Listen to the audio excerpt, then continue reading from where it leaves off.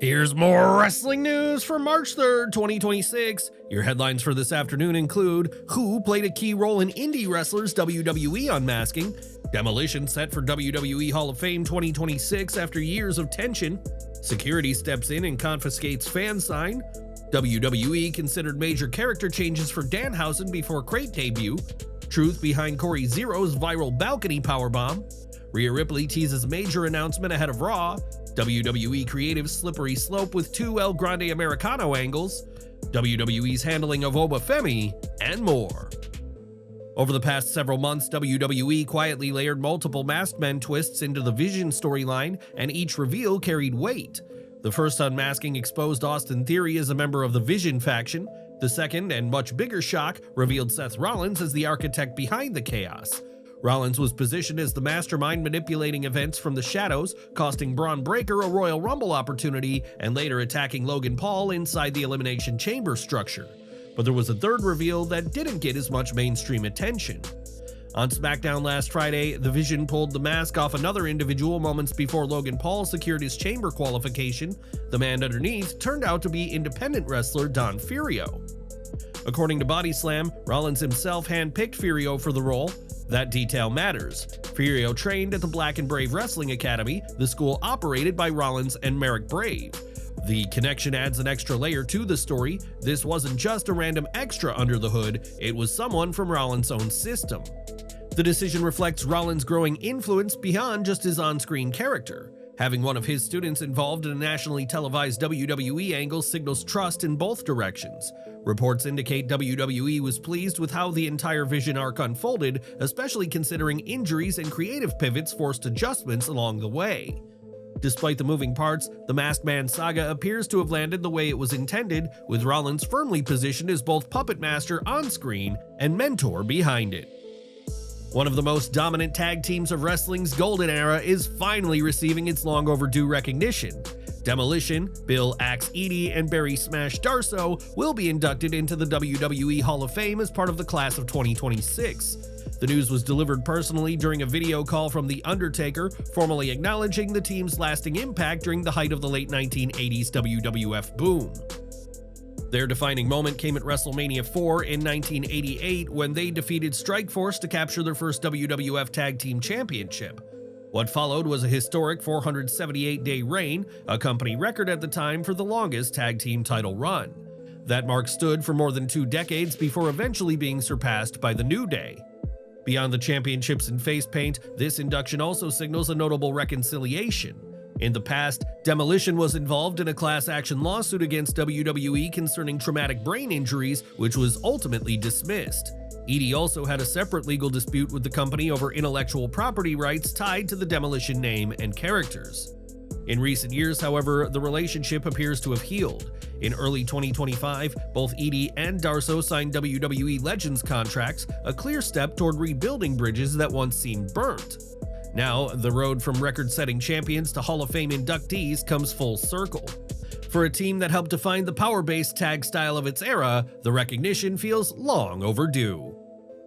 A WWE fan is speaking out after claiming her sign was confiscated during Elimination Chamber at the United Center.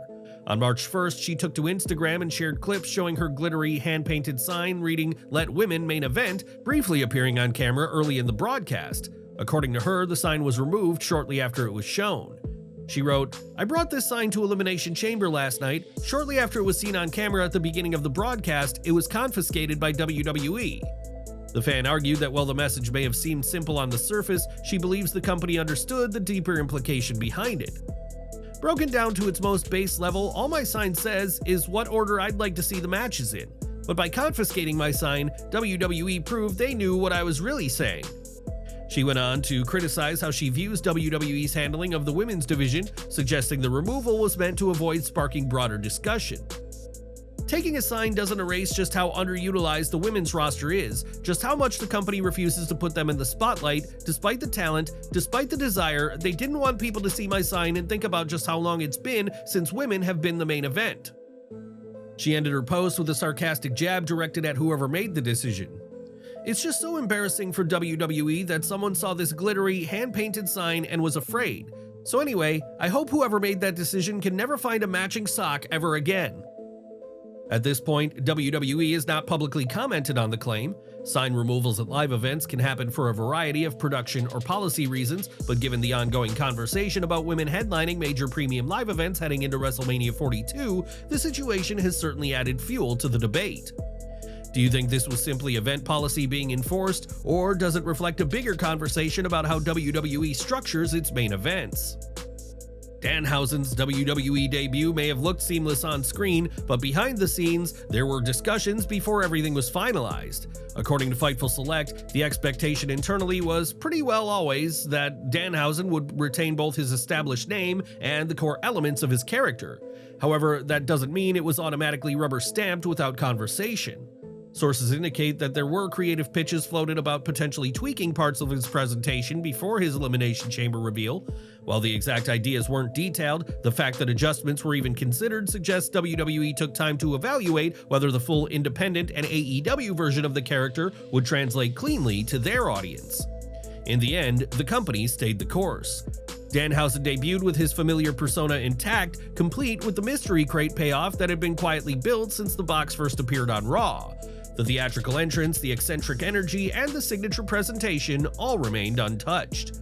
That decision signals confidence, at least for now, that the character can succeed on a larger stage without major retooling. The real test, however, begins after the debut moment fades. Should WWE have modified the act for a broader audience, or was keeping Danhausen exactly as fans know him the smartest move? Enjoying the video? A quick like goes a long way in helping us grow and deliver more wrestling news you care about. Cory Zero's balcony powerbomb spot had fans fearing the worst, but the hospitalization update that followed wasn't what it seemed. After the KHAO Wrestling Volume 1 event on March 1st, Zero posted that he was currently hospitalized following a jaw-dropping balcony bump that saw her thrown from an upper level onto a group position below. The clip quickly went viral, and concern spread just as fast. However, according to Fightful Select, the hospitalization claim was strictly kayfabe. Sources connected to the event confirmed that Zero was not injured and walked away from the stunt without harm, despite how violent it appeared on camera. The report also noted that extensive precautions were taken before the spot was executed. Both Cory Zero and Tiago Monteiro reportedly worked closely with staff and additional wrestlers to coordinate positioning and ensure the landing was controlled. Those involved described the moment as being carried out as professionally as possible. Another important detail, the balcony powerbomb wasn't something mandated by the promotion. The idea reportedly originated from the wrestlers themselves, with KHAO collaborating to stage it safely. Following the match, Zero is said to have personally thanked those who helped pull off the stunt. Sources added that both performers were pleased with how the sequence played out and the reaction it generated. The update arrives after criticism from figures such as OTT promoter Joe Cabray, who questioned whether such a dangerous-looking maneuver was necessary. While the footage sparked legitimate fear among viewers, reports now indicate the risk was calculated and the hospitalized message was simply part of the performance. Did it convince you? And at what point do balcony spots shift from spectacle to unnecessary danger? The federal stalking case involving Liv Morgan has been delayed again, and this time the trial is being pushed back to May. On February 27th, the United States District Court for the Middle District of Florida, Tampa Division, ruled that Sean Chan's trial will not proceed during the court's March session as originally anticipated. Instead, proceedings are being postponed because the case is not yet ready for trial. The primary reason for the delay is a court-ordered psychological evaluation. According to legal filings, Chan is currently undergoing a formal psychological examination. As a result, his right to a speedy trial has been officially paused while the evaluation is completed. In federal court, that's a significant procedural step. It effectively stops the legal clock until competency and related matters are addressed. A psychological evaluation in cases like this is typically used to determine whether the defendant is mentally fit to stand trial and able to understand the proceedings against them. Until that process is resolved, the court cannot move forward. For now, the case remains active but stalled. The next expected movement will come once the examination concludes and the court determines how to proceed. The delay adds another chapter to a serious legal situation that continues to unfold. Back to the Raw segments that we couldn't cover during our 9 a.m. video. Fresh off punching her ticket to WrestleMania 42 inside the Elimination Chamber, Rhea Ripley didn't waste time turning her focus toward the champion waiting in Las Vegas, Jade Cargill. After the match, Ripley took a moment to thank Io Sky for helping pull her out of what she described as a dark period in her career. She made it clear that winning the Blue Brand's Women's Championship isn't just about gold, it's personal. Ripley vowed to capture the title not only for herself, but for her former tag team partner. Then her tone shifted. Ripley stared directly into the camera, her expression intense and unblinking, and promised she would walk out of Las Vegas with the championship. Given their recent social media war of words, the energy didn't feel manufactured. The tension between Ripley and Cargill has escalated beyond standard promotional back and forth, and that edge was visible in Ripley's delivery. If they can make it to WrestleMania without things boiling over beforehand, Ripley vs. Cargill has all the ingredients of a marquee showdown. Now, the saga of El Grande Americano took another strange turn on Raw. The original El Grande Americano scored a decisive victory in his ongoing battle against the so-called imposter version of himself, defeating Ryo, one of the rival camp's minions, to claim bragging rights in the escalating identity war. The twist, of course, is that this version of El Grande Americano is portrayed by Ludwig Kaiser. Here's where things get complicated. Kaiser's El Grande Americano persona is reportedly extremely popular in Mexico, yet on US television he's positioned as the heel in this storyline. That creates a fascinating booking dilemma, especially with WWE programming expected to air on AAA platforms in the coming weeks. Presenting a character as villainous in one market and beloved in another is a tightrope walk, and how WWE navigates that dynamic heading into their high-stakes clash will be worth watching. Elsewhere on Raw, the spotlight shifted to a potential heavyweight collision. Rusev stormed onto the announce table and demanded the attention of Femi, making it clear he was tired of hearing about the ruler and his recent dominance. Femi didn't hesitate. The former NXT champion answered the call, and the two immediately erupted into a brawl. In the end, Femi got the upper hand, planting Rusev with a thunderous spinebuster and standing tall as the crowd roared. Femi looked every bit like a future world champion in that moment, confident, explosive, and completely in control. The audience reaction only amplified it. When he fired up, the building responded. If this segment was designed to elevate Femi into the next tier, it worked.